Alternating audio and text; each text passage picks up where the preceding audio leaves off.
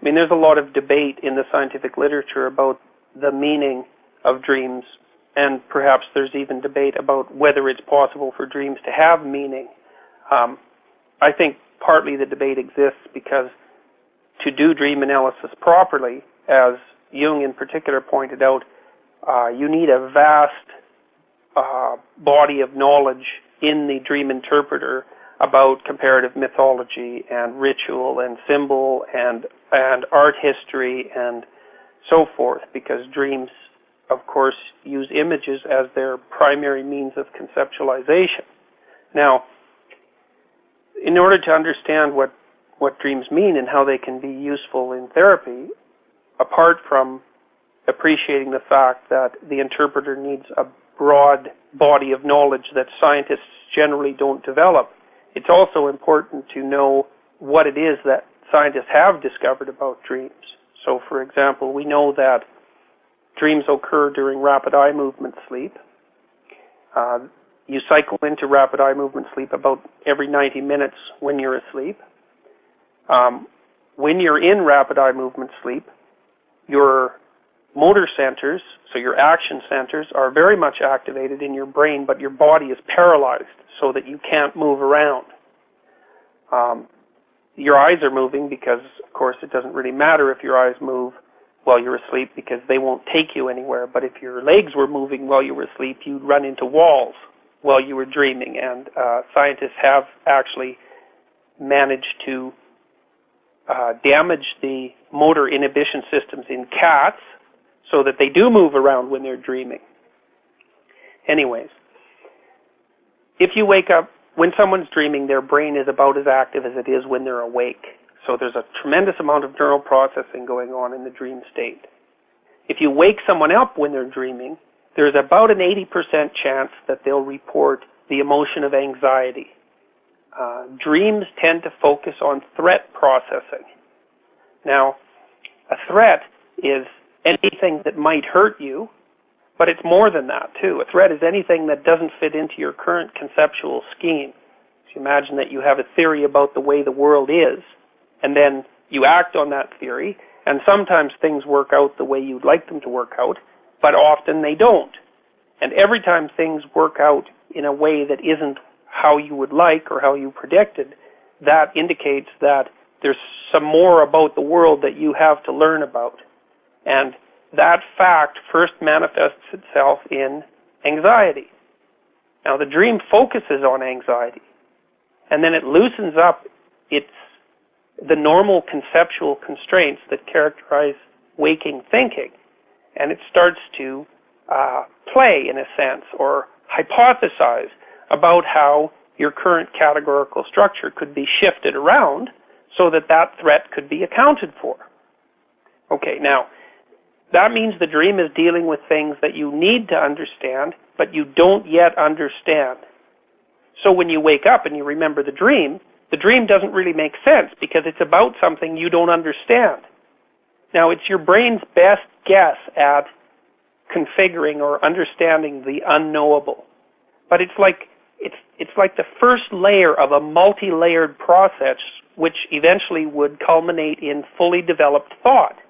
Maybe over months, or maybe over years, or maybe you would never manage it at all. The unknown thing or the threat is just too great to really come to any terms with it whatsoever.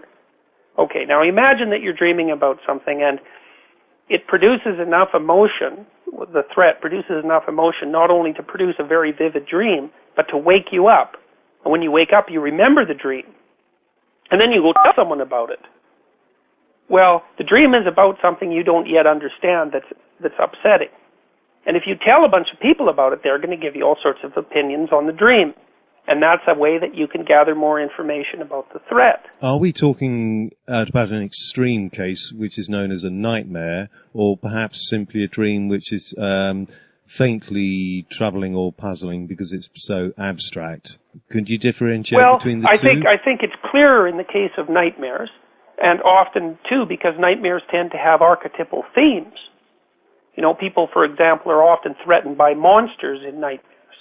And a monster is a chimera that's made up of the different parts of frightening things. A dragon is a chimera, for example, because it's made out of reptilian parts, and it also includes the idea of fire and transformation. So a nightmare is a dream that tends to use archetypal imagery to conceptualize a fairly powerful threat. And if you recount a nightmare to a person with no specific training, they're going to have some opinion about it, and their opinion might be useful in terms of information gathering.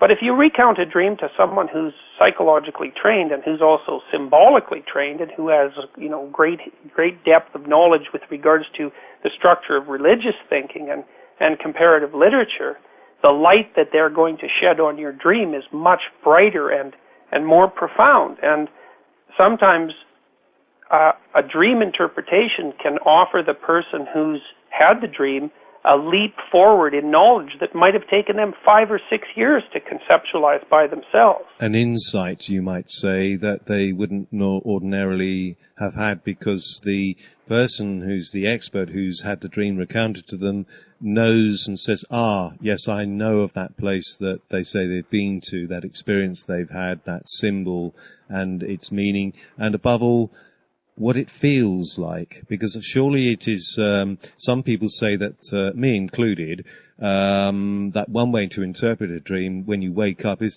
to just, like you would taste a sip of wine, just hold the flavour and hold the feeling. What does it feel like? And what feels the same in your real life? And that's what the dream's trying to tell you with a collage of symbols and memories as well that it's drawn on in recent conscious experience to try and put it together. Hence, the dream can be very abstract. Would you say that's the case sometimes?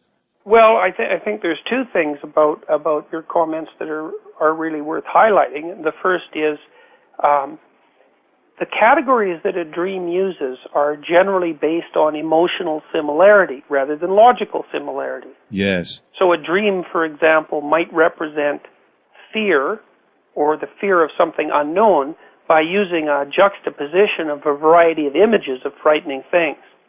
So imagine that in the dream world, the basic rule is all things that produce the same emotion are the same thing. And so your description of a dream interpretation process that relies on identifying similarities in emotional state gets right to the core of how dream thought works. Now, secondarily, I also believe that if you are able to help someone construct a dream interpretation that fits, they're also able to feel that it fits. It clicks, or it makes sense, or it's like the punchline of a joke in some way. They can tell that the interpretation has put some missing pieces of the puzzle into place. And I think it's important to rely on that as an indicator of whether the interpretation is actually derived from the dream or sort of just a theoretical imposition on its structure. Now, we can go underneath that too, and I mentioned already that basic categories are more action-oriented than object-oriented. So the basic categories of the human mind are categories to do things with.